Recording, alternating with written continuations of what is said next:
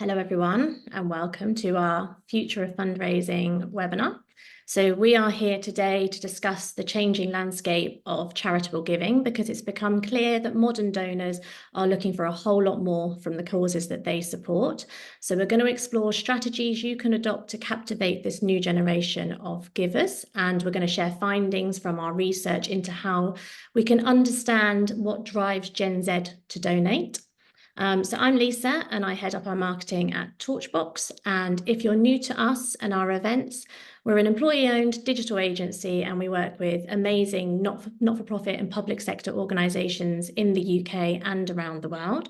And we design and build digital products and large content managed websites. And we're the founding developers of a lovely open source CMS called Wagtail. And we deliver record-breaking campaigns across the full digital marketing spectrum. And we work with organisations like Mind and Disasters Emergency Committee and Marie Curie and RNIB. And in the US, we also work with organisations like Path and Oxfam America. And today I am joined by Bonny Colville-Hyde, who is an accomplished user experience expert with an uncanny knack for deeply understanding user needs. And Bonny's previously worked at organisations like eBay and Expedia, and as a product director at Torchbox, she applies her expertise to create impactful user-centric solutions for our nonprofit clients. And we also have Michael, another of our product directors at Torchbox, who specialises in strategy and product development, particularly for our US clients. And he's got over 15 years of experience, including in senior roles at charities, and he's passionate about fostering change and innovation. And at RNID, he led a digital overhaul, launching services like an online hearing test, which is now used by almost 400,000 people, and doubled brand awareness, and you're going to hear a little bit more about that later. So you're in very good hands. We've got about 45 minutes worth of content to run through, and then at the end we'll have a Q&A with Bonny and Michael. If you can use the Q&A facility from the Zoom navigation bar, it helps me to keep track of them. So you're in very good hands. We've got Katie as well on the call to help with answering your questions as we go. And I will be recording the session so that I can share it with you after, so you don't need to frantically scribble notes and miss any of the action. And I think that's about it. So I'm going to hand over to Michael. Hello, everybody. So hopefully you can see my screen. Now, as we know, charities are facing a triple threat right now. We've got sort of rising costs, we've got greater demand for our services, and we're also seeing a fall in income. And so whilst it might feel more comfortable to retreat to what we know best, hunker down to shoring up our existing supporters, there's actually a unique opportunity to get ahead in 2024. And I think that's by focusing on cultivating lifelong supporters and adapting to the changing values of today's donors, which is what we're here to talk about today. And as a former charity leader myself, I know only too well the pressures that charities are under right now to grow their income. And I've been meeting with 100 fellow leaders for virtual coffees, and many of you have been telling me the same thing. At Torchbox, we are supporting the sector to overcome those challenges in fundraising, and we have 24 years of experience, so I think we know what it takes to raise the bar. So we're going to dive in, and I'm going to hand over to Bonny to kick us off. Hello. So today's donors, especially the younger ones, are flipping the script on giving. They're not just giving and walking away. No, they want to see where their money lands and the actual change it sparks. So imagine them saying, I'm in this to make a difference. Show me how we're going to do it together. Here's the kicker. It's not all about the cash for them. They want to roll up their sleeves, volunteer and be vocal on social media. They've seen the world turn upside down with the pandemic and the growing threats of war and climate change and thought it's time to step up. A report by NFP Synergy shows there's been a jump in the number of people under 30 volunteering. They're not sitting back, they're stepping forwards, motivated by wanting to see change. And half of them say they're using their social media to talk about the causes that they believe in. For charities, it's clear the old playbook needs a rewrite. It's no longer just about asking for donations. You've got to pull back the curtain and show donors the bang that they're getting for their buck, involve them directly in your projects and make it super simple for them to spread awareness for your cause. So as part of our work here at Torchbox, we partner with many charities to explore how they can best engage their audiences, both digitally, both those who use their services and those who support them. The cost of living crisis, combined with other behavioural changes we've been seeing and hearing from our clients and the wider community, has made us conscious that younger audiences are behaving in different ways to the older ones. And so we want to understand better what motivates Gen Z charity supporters. This is so we can better help charities to grow engagement with this younger audience and build strong lifetime supporters. This prompted us to commission our own independent qualitative research. This has been led by our human-centred research team, and we're going to share with you the early learnings from that today. For our study, we recruited Gen Z donors who were all between the ages of 18 and 27 and had made a charitable donation in 2024, so their experiences were fresh and directly relevant to now. We asked them about the charities they support, what prompts them to donate, and what their experiences have been like donating. So I'll walk you through the highlights now, and we'll be sharing more detail about these over the next week or two, so keep an eye out for our posts on those. So what's the when and the why of when Gen Z donors make their donations? First of all, what prompts donations? So, and what do they donate? This audience group has limited funds, so the choices they make have as much significance to them as older donors with more disposable income. Choosing to donate has an impact on other things they can do, so their donations come at a cost to them. We mustn't make the mistake of thinking their donations have less impact on them just because they might be relatively small. They are still part of those individuals' identities and what they believe in. Let's hear some of the things that they told us. So I don't know how much I'll be able to do each month. The amount they can give changes due to having unstable employment and income. A traditional direct debit monthly donation may be hard for them to commit to, but it doesn't mean they don't want to give regularly.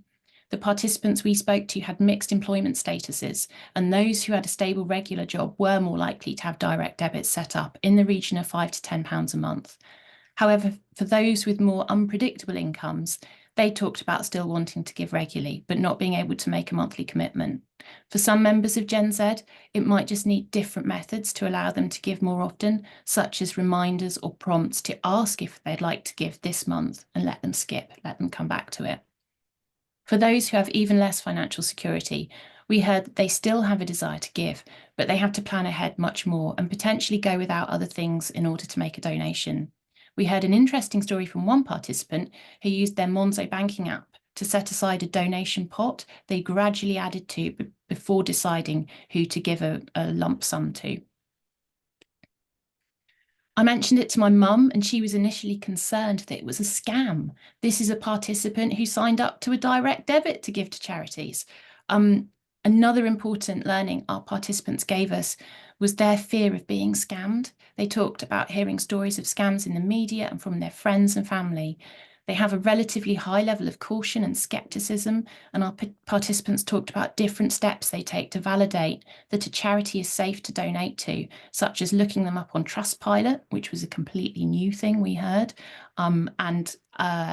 surprised us quite a bit. And doing their own research on charity websites, looking for evidence of how funds were spent year on year. If I can find information about exactly where the money is going to, I'm much less if I can't find information about exactly where the money is going to, I'm much less likely to donate. And it's difficult because a lot of charities aren't very forthcoming with that. So despite their lack of affluence and relatively small donation amounts, our participants told us strongly and clearly that they still had high expectations from charities they choose to donate to. They want to know where that money is that their money is being used wisely, where it's being used, and they want to be told about it. Ongoing communication following a donation is essential to maintain trust and build engagement with this age group, and a donation is just the start of the relationship with them. Many participants spoke about wanting to do more with the charities they support, such as fundraising, volunteering, and campaigning. Okay, so moving on to when they donate. Generally, we heard that donations are earned over time through multiple exposures to campaigns and other coverage around an issue through social media, TV, and what their friends and family are talking about. These exposures rarely spark impulse donations, with the exception of friends and family, which I'll come on to, and instead trigger action when they're already primed and they see something at the right moment to respond to. Posts and ads on social media are the most frequent method of exposure here, and videos in particular are liked. Videos of people build strong stories and connections with people quickly, which is no surprise as more and more social media moves towards adopting short form video as an entertainment type. Stories about real people are the hook that got our participants' attention, drew them in, and made them remember the charity. In some participants' recollections of donations they made, they talked about the stories they had read or watched above and beyond the charity itself. And we'll talk more about storytelling later on, as it's so important. We also heard about the presence of on-the-street campaigners and fundraisers increasing charities' visibility too. So engaging with face-to-face fundraisers was seen positively and was a welcome experience to engage with them and discuss the work a charity does. Several participants referenced how the fundraisers they'd spoken to had talked about the updates a charity would send them after setting up a donation, which was important and memorable to the participants. We found this really interesting, as other research has shown the importance of in-person experiences on Gen Z in product purchasing, where the internet plays a key role in research and comparison activities, but the real-world experience is still king. Once they become a donor, they want to continue the relationship, and you need to be ready to do that with them. They expect more communication and exposure to your work and the impact their donations have had. And if you fail to follow on and grow that relationship, they're much less likely to keep supporting your cause. So let's hear from them. So for me, the most important thing is transparency and having a genuine interest in the work that they do. So again, it's just showing up and sharing exactly what you're doing. And if they're able to give me statistics about how they've helped and it's been really impactful, then that would sway me more to make a donation. And there's nothing worse than people giving their hard-earned cash only for it not to go where you think it's going to go.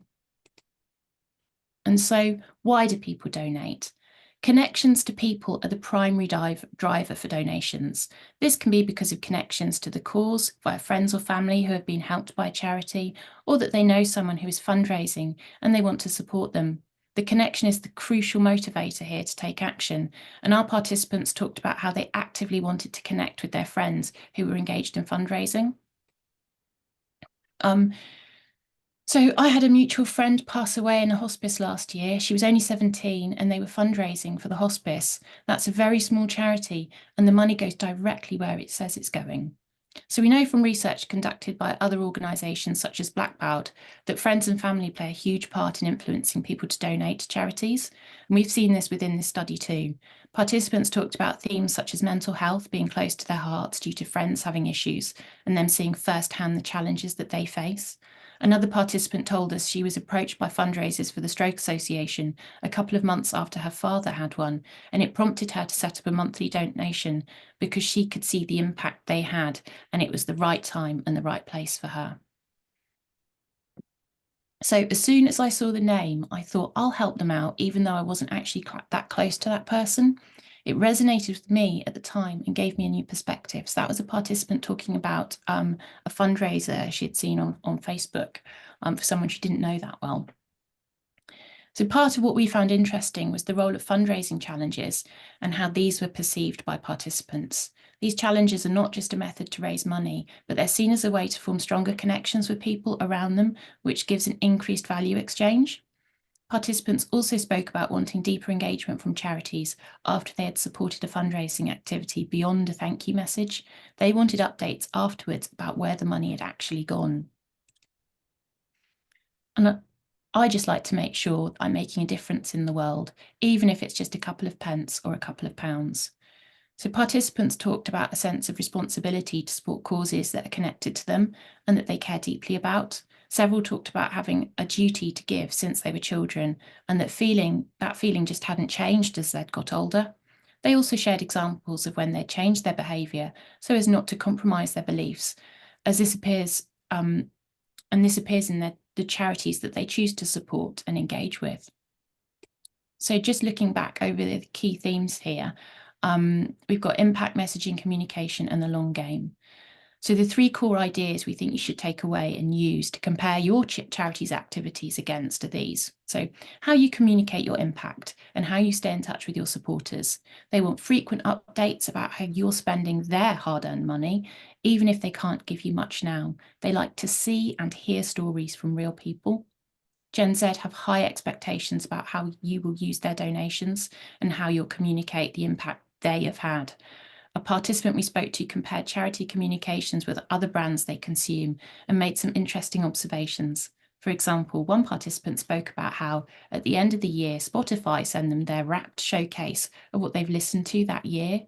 Why can't the charities they support do something similar and share the impact that they've had through their donations over the year? Another participant told us how she buys hair products online and the brand she buys sends her emails each month that prompt her to remember to order her shampoo or to look for offers. But she doesn't get that from the charities she supported. She might not have the financial stability to commit to a monthly direct debit, but she might make a donation each month if she was prompted to at the right time. And engaging Gen Z donors and cultivating them to be lifelong loyal supporters is the long game here. They don't have the spending power to replace other age groups at the moment, but their behaviour and interest in the causes that they care about could put a real fire under your campaigning, activism and volunteering activities if you can find a way to hook them in. Thanks, Bonnie. So building on what Bonnie's just been talking about, we're now going to look at how we can meet the needs of Gen Z supporters.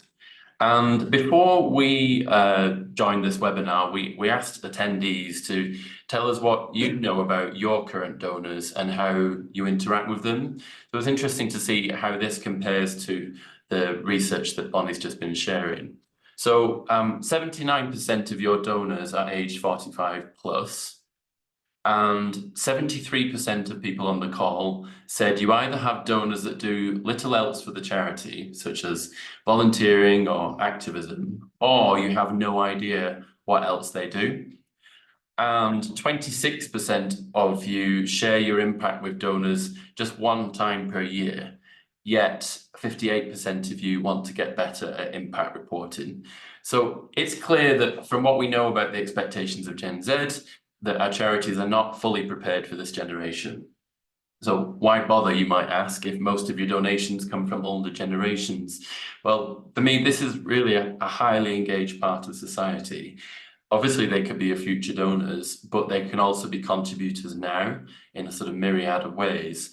They want to see change in the world, but it's up to charities to really show them that charities can be the conduit for that. And one of our participants told us that they would expect monthly updates on how their money is being spent. So we're starting to see this impact kind of coming through as a desire. This is all against the backdrop of a demand for services increasing. 81% of charities have said they've seen an increase in the demand, but only 55% are confident that they can actually meet their overheads. And some charities are reporting that they're in survival mode and resorting to tactics such as reducing the average donation ask in order to retain their donors.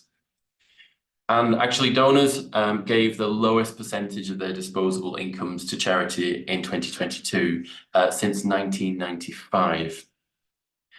And I quite like this quote here from a Vox article, which says that people are more skeptical of whether traditional institutions are equipped to handle the problems we're facing today. Younger donors are less likely to give through formal charitable organisations, but they are much more willing to give directly. So we need to kind of dig into why that might be. And Gen Z are somewhat breaking the kind of traditional marketing funnel, which you see here, and many of you will be familiar with this. It's been around a long time. And the days of sweeping sort of general ads that target most people are over. Gen Z just doesn't live in this world of the kind of traditional consumer funnel. And so the path to conversion is becoming somewhat more blurry. Gen Z have different priorities to older generations. They're influenced by different people and things, and they've grown up in a world with technology that's just always existed for them. So the new world is perhaps a bit more like an infinite loop, and we need to be able to create content and activities that touch each part of this loop: inspiration, exploration, loyalty, and community. We're going to just quickly look at each of these. So from the point of inspiration, As Bonny mentioned, video on social media is king when it comes to learning about brands and their products.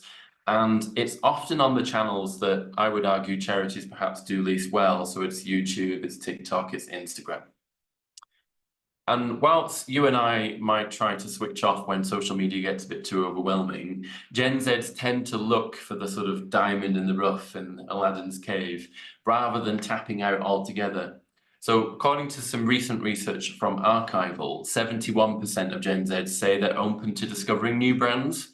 So it's not too late to craft a space where your message can be heard. Think about exploration. One participant said, I would always carry out a little bit of research before just going on and donating. And it's clear that our participants like to do their research first. It's a sort of try before you buy. 68% of Gen Zs said that they want to try before they buy, which in the context of charities means they like to conduct in-depth research before they make that donation. And that's a higher percentage when you compare to the next generation above in terms of millennials. This participant has a keen eye for charitable impact and wants to understand how people have actually been helped in the past. And so we're starting to see this, for example, in social media. So like last year, Instagram introduced their shop tab in the app, and earlier this year they removed it. And it's because this sort of swipe to buy idea hasn't really taken off in the way that they perhaps expected. And that's because this generation likes to consider their options. 66% of Gen Z say they like to do research first, compared to 34% who are more of that kind of impulsive buying mindset. And Gen Zs really do their research, so building trust is really key. And 70% say that they only trust a brand after doing that research. And more than half say that they think brands lie about their products and services. In fact, TikTok is increasingly becoming a search engine of choice. The platform itself has said it's seen a big increase in search volume as people look to research brands and products. And reviews and user-generated content are also valuable in conversion. And as Bonny was saying, some young people told us they use platforms like Trustpilot to review charities before they give. And that's because they see charities so similar to the other brands that they love. Then thinking about community, focusing on community is really seen as being the sort of secret sauce that opens up a multitude of touch points with younger supporters. And why is this? Well, the reason is this is the loneliest generation yet, with 29% of this generation experiencing anxiety. And something is really going wrong for young people in the UK, across Europe, the US, Australia.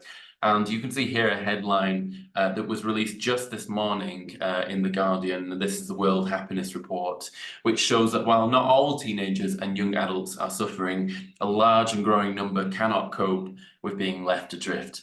And while social media is lowering their self-esteem, it's actually a lack of education, skills training, and affordable housing that underpins this decline in the sort of usually positive outlook that's displayed in surveys with the Gen Z age group.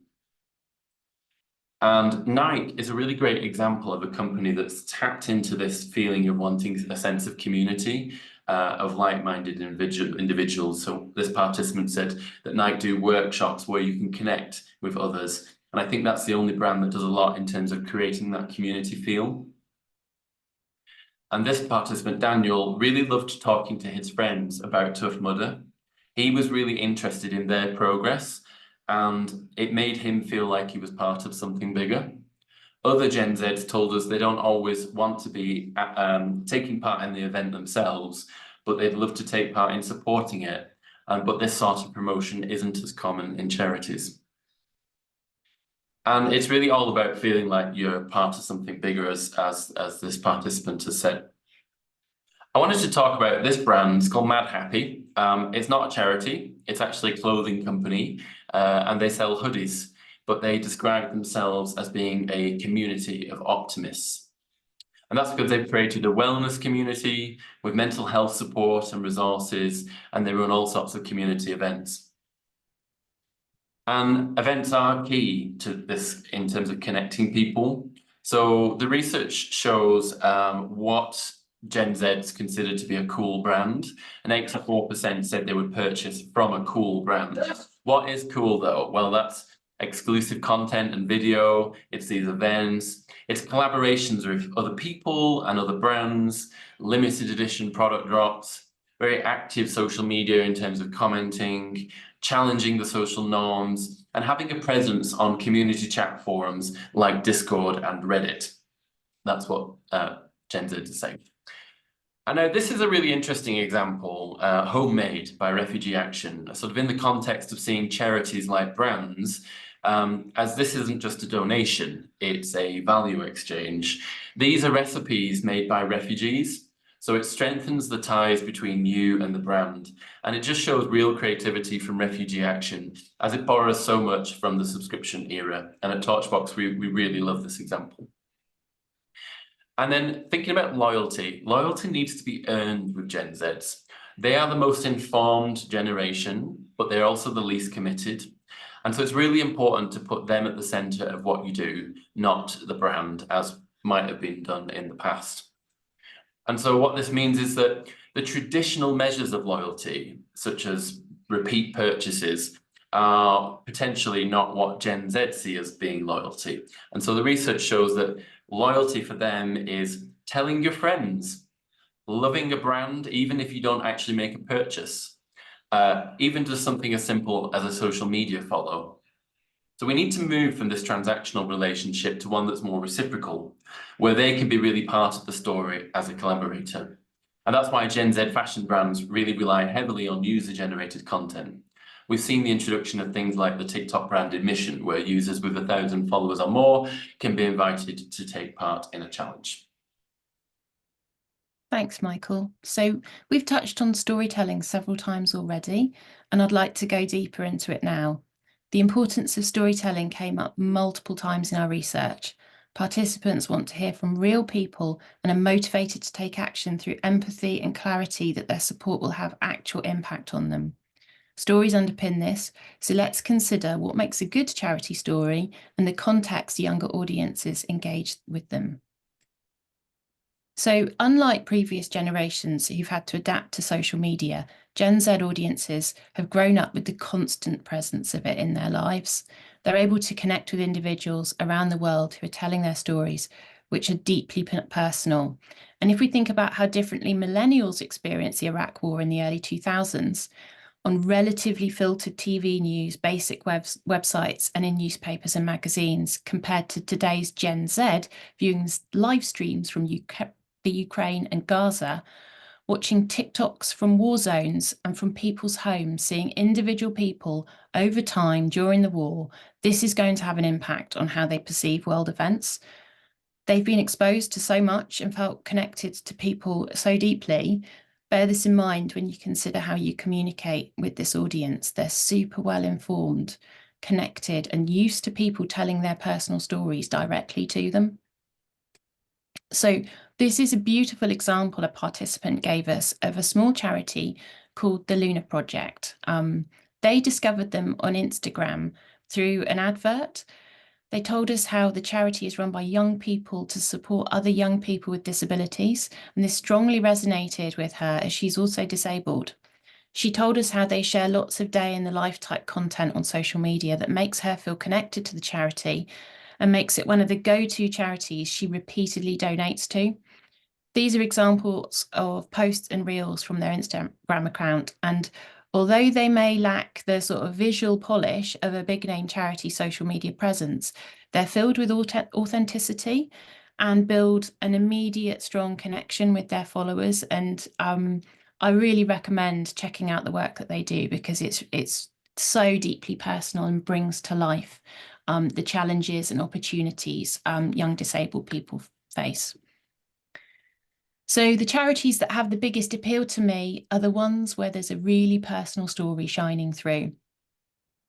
That really came to life in so much of the conversations we've had with participants. So let's have a look at keeping it real. So storytelling in action, what do you need to do? You need to keep your story simple. Have one main character who is real and who is believable and relatable to avoid what is known as compassion fade, when people kind of can't focus on an individual person when there are too many people vying for attention, or that it feels like a cause is too hard to solve because there are just too many people involved in it. Show what the problem, challenge, or achievement is that you bring, that's there and that you can bring, and show how you fulfill your mission. So tell people how they can help, and above all, make it memorable. People should remember the story and be able to retell it. So what types of story are there? So when we talk about storytelling, there's an important distinction to make, and there are different ways stories play a pivotal role in the success of fundraising as a whole. Stories should form part of your general communications and the way you share your cause and your work. This will help bring to life what you're doing and why you're doing it and why it's worth helping you to do it. So you've got the stories of your service users and the stories of your supporters in this grouping. However, alongside this skill set, there's a more nuanced approach to storytelling that is just as important, and that's how your supporters are all living out their own stories in which you can become a part. So these are the personal stories that your supporters tell themselves, like, I'm a good person, I do good things, I support good causes that matter to me. And then there are the stories that they tell other people about themselves, where their actions have subtext, like sharing charities on social media, asking friends or family to sponsor them for a fundraiser. This is how they control how other people think about them in the story that they're kind of building for themselves. And then most personal of all, probably, the stories that people want others to remember them by through gifts in their wills. So after they've gone, how do people want to control how they're remembered and that story that they tell? So let's have a look at some examples of this. So you need to give people a reason to want to have you in the story they're telling the world about themselves. And that brings your authenticity, credibility, and desirability to be associated all come into play here. And if we think about the really infamous example of how the RNLI challenged Nigel Farage's comments about them rescuing people crossing the Channel, they created a situation there where they attracted new supporters and re-engaged existing ones by making their cause something that people wanted to identify themselves with and wanted to publicly align themselves to. So it became part of their personal story and identity. And by taking a stand, it inspired others to do so, which had a significant increase on donations for them. And then when we think about at different points in people's lives, they question how they want to be remembered. And as we age, we're more likely to consider what our legacy might be. And being associated with a good cause is a way to create positive memory for those that they leave behind. This might be in the form of a lifetime dedicated to a specific issue or a gift in a will. And when people assess how they want to be remembered, they look for stories that have impact and meaning that others will feel pride and comfort in. So these stills are taken from the Australian charity MS Plus. They've got a beautiful video showing the story of Marjorie and how she has taken the steps to commemorate her husband's memory through her own will. This may be a long way off the thoughts of your Gen Z donors of today. However, if you engage them now and set yourselves up to have supporters for life, you'll be on their list of organisations that they may want to give a significant gift to in the future. But if that feels too far off for now, there are plenty of things you can do with your storytelling and campaign activity to look for new supporters to unlock through adapting your approach to reach them. So Torchbox worked with Breast Cancer Now to target new audiences that were not based on age or gender, but who had relevant interests for a sponsor and nurse campaign. The objective was to convey that contributing means so much more than just funding a helpline. This is about creating a secure space where individuals impacted by breast cancer, along with their families, can confide in someone to ensure that they feel heard, seen, and valued. We wanted to shine a light on the amazing helpline staff and the exceptional work that they carry out, and these individuals became the starring roles in the campaign that showcased Breast Cancer Now's work through a very human-centred approach and promised supporters that they would receive regular updates from the nurses themselves. So the campaign stats speak for themselves. 54% more donations for a 38% lower budget year on year. And this is from targeting new audiences and unlocking their support, which will hopefully be long-term, of course. Okay, so just building on this now and thinking about some of the strategic fundraising approaches we could take. Today's donors, they're multifaceted individuals, they're activists, they're volunteers, they're campaigners, and they want to see the impact that your mission can have for the cause that they care about. So that means not only quantifying the impact, but as Bonny said, crafting that powerful and authentic story and involving them in it. So we need to bring our fundraising work much closer to the mission. We need to design opportunities to give in the way that donors expect today. And we need to craft a lifelong supporter experience with gusto right from the start of their journey. So with its renewed mission of making life inclusive for people with hearing loss, the charity RNID created a 3-minute digital hearing test that you can take from any of your devices only with a pair of headphones. This test gave people a confidential, quick and easy way to check whether they might have hearing loss. And this removed crucial barriers to seeking action on a possible hearing loss. The test really speaks to the mission of the charity, and it provides instant value to the people who take it.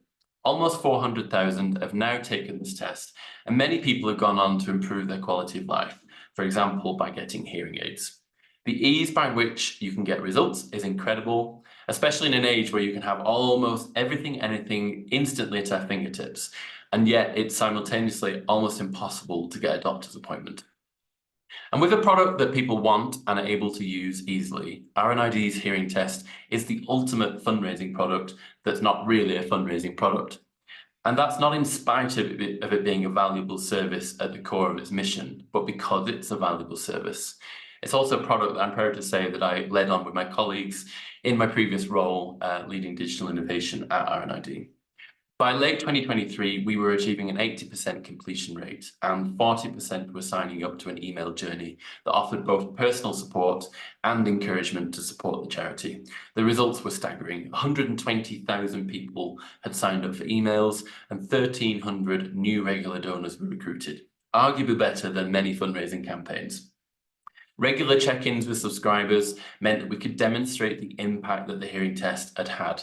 87% of people told us they'd taken some form of action within 12 weeks. We collected qualitative data such as testimonials from people who said they'd gone on to improve their quality of life. This was not a fundraising product, it was a digital service that provided immediate value with a low barrier to entry. And by realizing that value and continuing it through the ongoing support, it really made the job of fundraisers easier as people were more likely to give having received the service. So thinking about that, we need to really try and meet donors, these modern donors, where they're at. And here are some of the ways in which we think this can be done. The first one is around creating a seamless user experience. So shopping apps that this generation use make browsing and purchasing as smooth as possible. Charities can replicate this by optimizing their websites and donation pages for mobile use, make sure they load quickly and that they're easy to navigate, and just making the donation process as simple as filling out a very minimal form. And research by Give Directly found that a better web design and donation form did make people 34% more likely to donate. The second area is around personalization. So just as shopping apps suggest products based on your past purchase and browsing history, and it's super clever how it's done, charities can use data to personalize their donor experience too. So this could include tailoring your email communications to reflect previous interactions, or suggesting specific projects that might interest the donor based on their donation history, or creating personalized fundraising challenges. The second one on this part is around social proof and community building. So if you know apps like Vinted, the kind of second-hand clothing app, it encourages users to rate their sellers and the products, and it creates a sense of community and trust. So charities can incorporate social proof by sharing stories and testimonials from those impacted by their work, as well as from other donors. So highlighting the number of people participating in a campaign or showing real-time impact metrics, as RNID do with their hearing test, can also motivate action. And then the next area is around flash sales and this idea of sort of time-limited offers. This urgency created by time-limited offers on shopping apps can be applied also in fundraising. So charities might introduce matching gift campaigns where donations are doubled for a short period. And this is something that's very common in politics. Or limited edition merchandise whose proceeds go to the charity, such as this really cool collection from Women's Aid. And events like Giving Tuesday are also great examples for charities to create opportunities for encouraging giving. It's all about creating a sense of urgency or exclusivity. And then the next area is visual appeal. So shopping apps invest heavily in high quality images and videos to showcase their products. And charities should also prioritize compelling visuals in their digital communications, using high quality images and videos to tell their story, to show the impact of the donations and to engage potential donors on an emotional level. Compassion in Dying banned disembodied hands in their marketing and across their activities. They said that they learned that people value honesty and they really care about seeing their own experiences being reflected. And the final one is around easy payment options. So the simplicity of checking out on these apps with saved payment information, one-click transactions, this is all reducing barriers to purchase. And charities can adopt similar payment processing tools that remember donor information for quicker donations, such as a wider range of payment methods, Apple Pay, PayPal, etc. A study by PayPal found that their platform increased conversions by 3%. And looking at millennials, 72% of them said that they were likely to donate using it.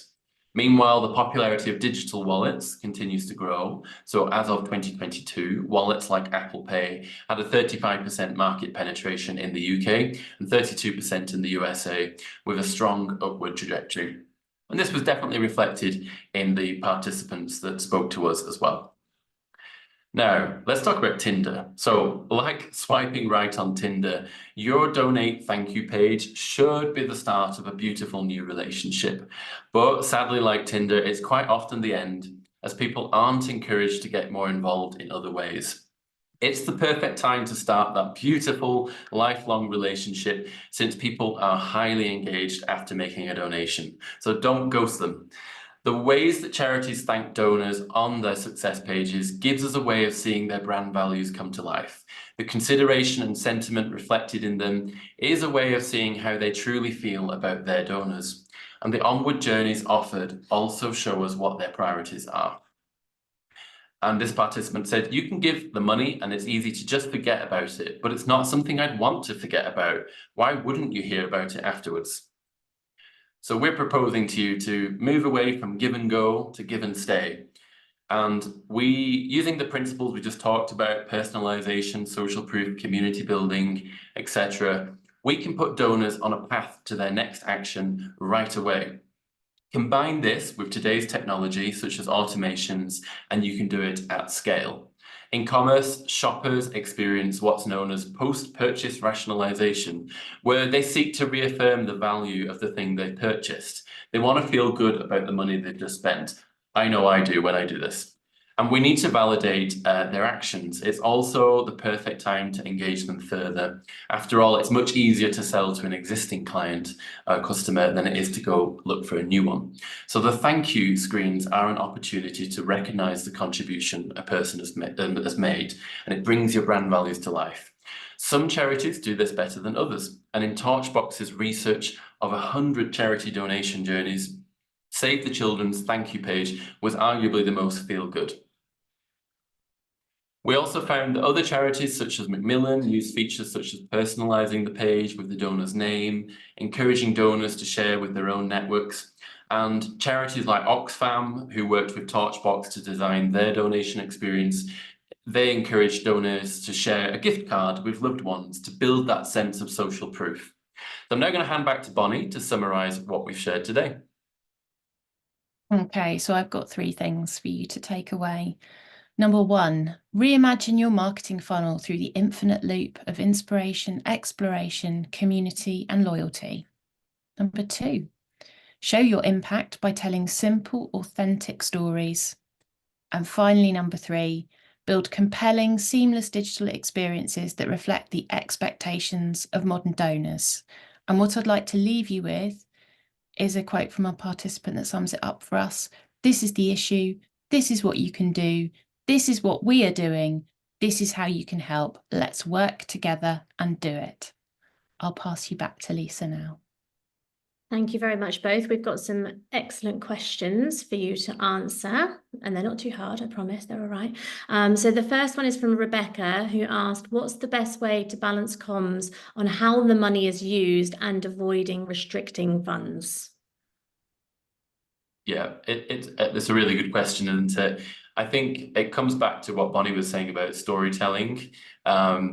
People want to see those really personal stories because they find it much more memorable than necessarily the brand itself. And I think if we take a step back from, you know, the particular charity that you might be in, really we're just trying to solve problems for people, animals, etc. You know, so I think like bringing it back to that storytelling is really important.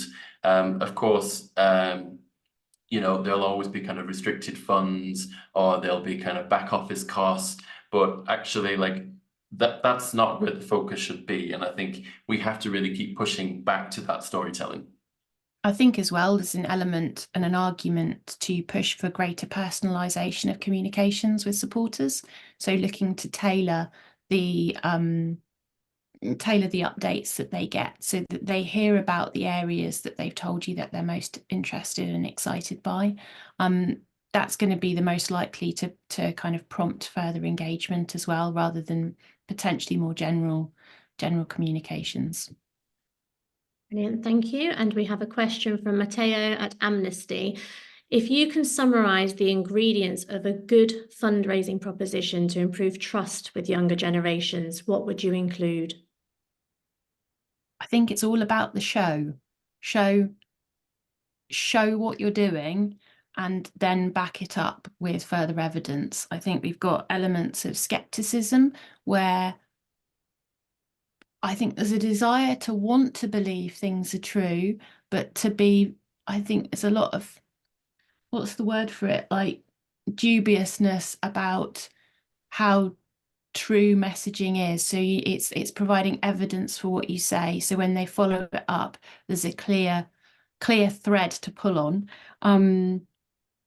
Yeah, I'd say showing what you do. Michael, what do you think? Yeah, definitely, but also kind of involving as well. This is not a passive generation. They want to be really engaged, and whilst they might not have the disposable income of older generations, they do really want to change the world in their own ways. I mean, the world is pretty messed up on many levels right now, isn't it? Yeah, And so and I think this is they their also future. they want to know how to take action as well. I'm thinking of some of the people, some of the comments they made around they're the ones that are going to be if you ask them to nominate you for additional funds on things, they're the ones that are going to go away and do that. If you ask them to email an MP or to get in touch or to like to do an action, they're maybe more likely to do that and feel bonded to it afterwards as well. And I suppose the challenge is always, how do you summarise that for a proposition as well? So I suppose the key is going to be testing it with the audience and getting their input into it to see if it's resonating with them or not. We have a question from Amy. From your research, did Gen Z participants give you any insights on how they use email and if that is a valuable channel for them for communication? Yeah, so they are using email. They are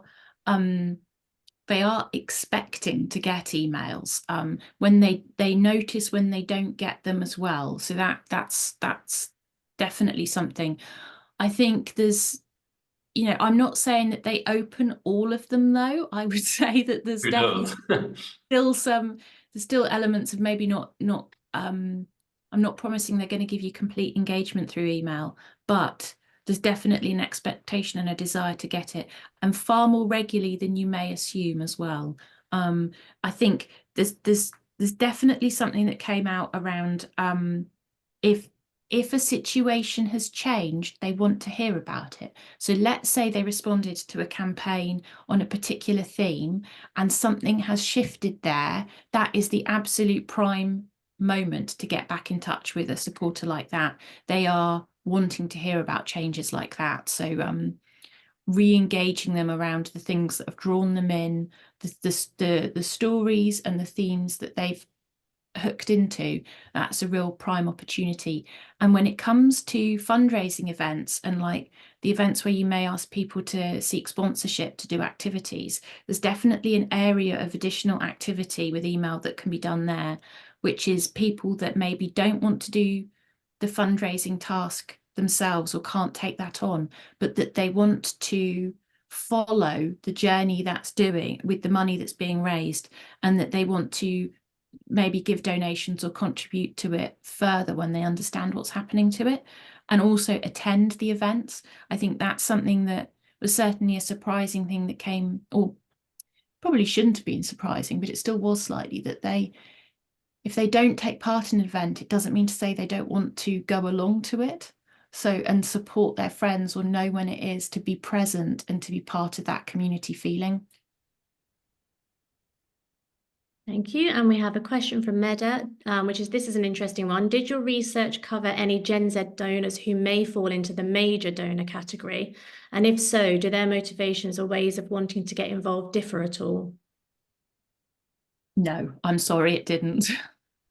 Well, there were no major donors in There our... were no major donors. It's not to say that in the future they might not become major donors. There's a couple I can think of that I would kind of be really interested to follow their giving journey, because some of the way they talked about things, they were using language and phrasing that was they talked about the return on investment for their donations and things like that. That makes me think that there's something there that they're like maybe going to push on in the future. So unfortunately not part of this, but I do think that's an important point, though, that I think right now, it's difficult times, isn't it? And it can be so easy in that point to sort of retreat to what you know best. And, clearly the majority of the donors for the charities that are on this call today are 45 plus. And it can be so easy to say, well, just double down on that and ride this kind of storm. But this is your future, and you see this in kind of legacy giving. Legacy, like if we set up something now, you're not going to like receive the reward of that next year. It's going to be in a few years' time. And we need to think about this in the same way as well. Like, let's really energize this generation now. And that's really going to pay off further down the line. And that segues nicely into our final question that we have from Jamie. Do you think these insights show a linear trend from boomers to Gen Z, or more of a stark pivot? For example, if we're having a particular push for millennial engagement and response in our charity right now, do you think we could assume some level of these insights being true for millennials and therefore apply a lot of these tactics? I think there's something in that millennials do share some of the similar qualities to Gen Z, but it's definitely amplified in this generation. But I think there is something quite unique about them as well, in that this generation has grown up in an era of technology explosion, and they, some of the technologies that are around today, they just have never known a time before it. And so that really does make you think differently. Arguably, the world hasn't been in this much crisis for quite some time either. And so, yes, there is a sort of, a kind of stepped sort of trend through the generations, but I think Gen Z in particular is wildly different on some levels. And also, I suppose the bracket is huge as well, isn't it? So you've, like Bonnie said earlier, you've got elder millennials. The bracket is massive for that generation. Yeah, and actually, I think when the term Gen Z was coined, we all thought, oh well, they're like little kids, and they were, but now they're not. They can be 27 years old, a working professional with a family. So, Gen Z are not frozen in time. They are also aging like elder millennials are. Yeah, and I think I've come to think of it less as a linear a linear change in behavior, but more like a stepped change. So you're seeing kind of more significant shifts between the age groups, but arguably Gen Z and millennials have more in common than with some of the older age groups, but there are still like differences between them, mainly around the exposure to technology, which is a big shifter, just having that as a constant presence, with quite a lot of different trust and exposure to like talking about algorithms and all things like that. It's like just part of everyday life for that group. Brilliant. And that brings us nicely, nearly up to time. So thank you very much. If anyone's got any further questions that you think of after, feel free to email them over and we will answer them for you. As you can see here, we are offering 10 organisations a free audit and consultation call. So we'll audit your supporter journey and share our findings on a call with you. So this is really helpful to provide you with insights and recommendations, but it also helps us with garnering additional information about the sector and the challenges right now, and we can shape our offers as well. So it's win-win. So if you're interested in that, I'll send a form in my follow-up email. Bonnie and Michael, that was brilliant. So much useful information in there. And thank you everybody for joining us. Hope to see you again soon at another webinar. Bye, everybody. Bye-bye.